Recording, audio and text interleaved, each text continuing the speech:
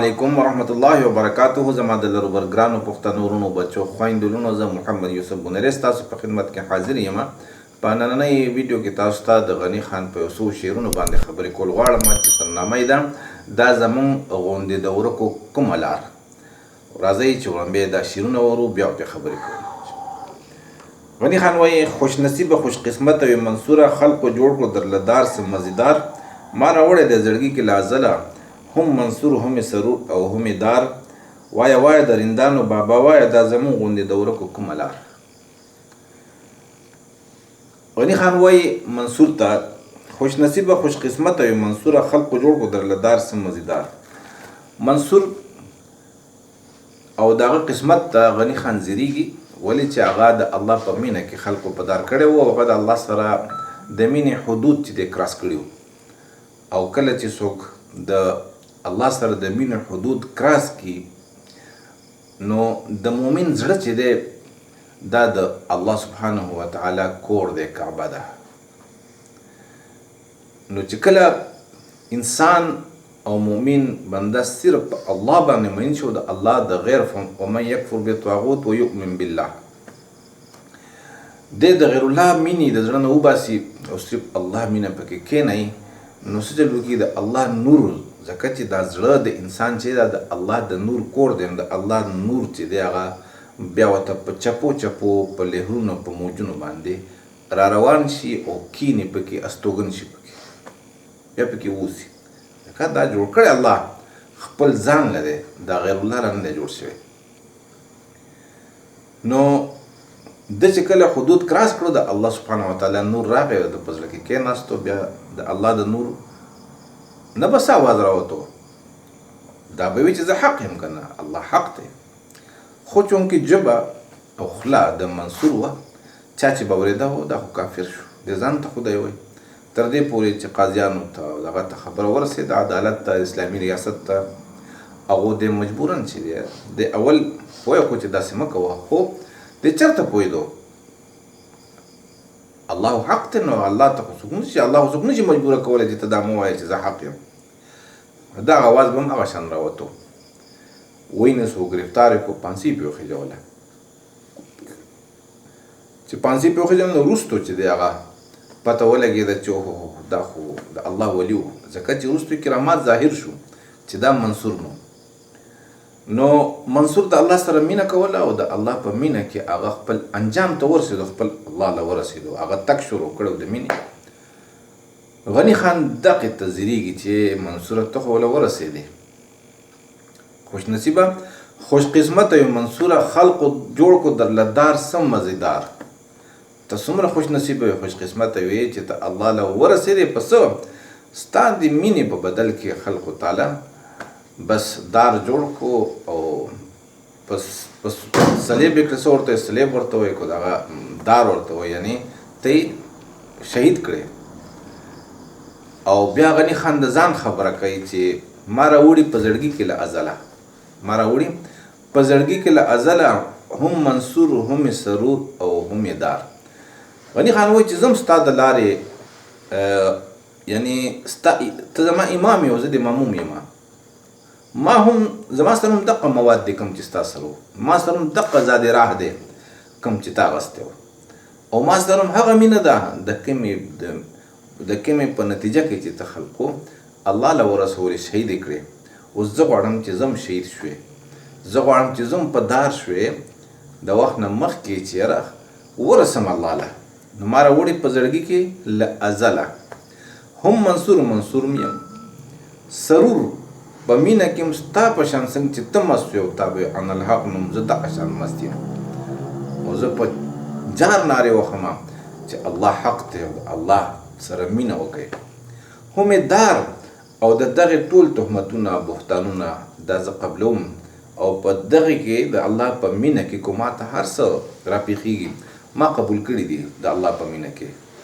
نو چې قبول کړي مې دي نو ولې ما ته داسې حالات او داسې ماحول نه جوړېږي لکه څنګه چې تا ته جوړ شو.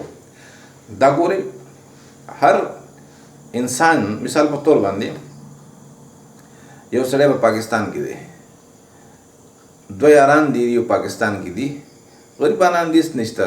یو ته امریکې ته ورسېدو، لاړو امریکې له. امریکې والا خپل کارډ هم ورکو، خپل چې دی سټیزنشپ ول ورکو، بنګلې ورکړې، کاروبار یې ورکو. نو خامخا دا بل یار به ورته ځېرېږي که نه چې یار زه به څنګه درځم، تا خو مزې وکړلې، نو دا خو د دنیا کامیابۍ دی که نه، د آخرت کامیابۍ. عاشق خو چې خپل معشوق له ورسي نو هغه دې ته څه وایي، دې ته کامیابي وایي. نو غني خان د ده نه راز معلوموي، د ده نه حالات معلوموي چې زه به څنګه رسمه، زه به څنګه خپل منزل ته رسم. دا ما ته ووایه ځکه چې ما سره هم حقه څیزونه دي. او بیا غني خان وایي وایه درندانو بابا وایه، دا زمونږ غوندې د ورکو کومه لار. نو ای درندانو بابا، ته خو ورک نه وې. ورک څه ته وایي چې مشهور نه یي که نه، څوک یې نه پېژني، بس دا ورک دی. ته خو ورک وې خو एकदम وځلېدې او ځان دې ښکاره کو چې زه په الله مین یم.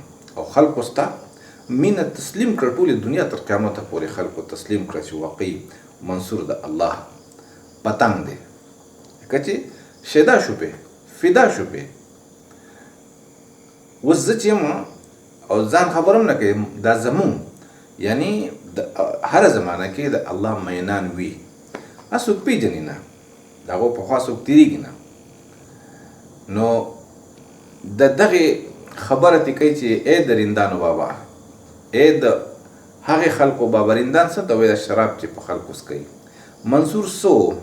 منصور درندانو بابا و، یعنی په عاشقانو باندې د الله سبحانه وتعالی په مینانو باندې د الله مینه تقسیمول. دغه رند دی په تصوف په اصطلاح کې. نو غني خان ورته وایي چې وایه درندانو بابا وایه. ته ما ته درندانو بابا دا خبره وکړه چې دا زمونږ غوندې د ورکو کومه لار، دا مونږ چې څوک نه پېژني چې دی هم د الله عاشق دی، دی هم په الله مین دی، نو زمونږ کومه لار ده مونږ ته وښیه که نه، بس څنګه به ورته الله ته رسو.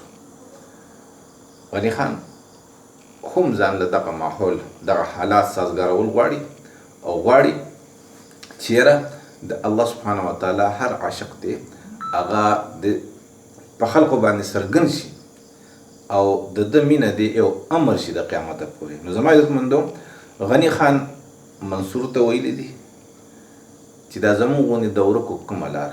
د الله سبحانه وتعالی دا یو ضابطه ده، قانون دی.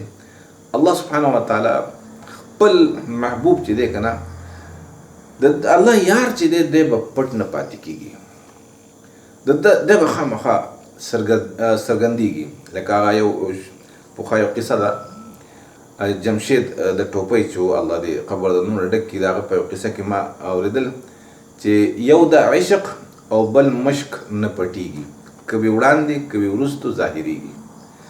مینه او د مشکو بوی چې دی که نه، هغه دا نه پټېږي. مشک راوړه، په الماره کې کېده، په پیټۍ کې کېده، په صندوق کې کېده، خو د هغې بوی به راځي تعالی. بوی خو څوک نشي پناه کولی. نو دا د الله سبحانه وتعالی ترتیب دی چې څوک هم په الله باندې مینی او د الله یار وي، دی به یې ځلی. خامخا به دی خو ډېر ځان پټی که نه، خو د ده زبرګي، د ده ولایت، د ده دوستي، د ده تعلق، د ده مینه د الله سره، دا به خامخا مخلوق ته الله ښیي. دی به یې نه ښیي، الله به یې ښیي. نو غني خان چې دی د هغه مینه الحمدلله زما په دې زه چې د ده کوم تشریح کوم، نو د دې وجه نه کوم چې په الله باندې مین دی. او ډېرو علماو د غني خان وس په دې وخت کې، په دې شپږو اتم میاشتې کې، ډېرو علماو مفتیانو او پیرانو صاحبانو د غني خان د الله سره مینه تسلیم کړله. او د قیامته پورې انشاءالله چې دا سلسله چلیږي، نو غني خان به پناه نشي، غني خان لا فنا نشته دی. غني خان به د قیامته پورې د الله سبحانه وتعالی پتنګ یادېږي، د هغه مین به یادېږي او منصور به یادېږي.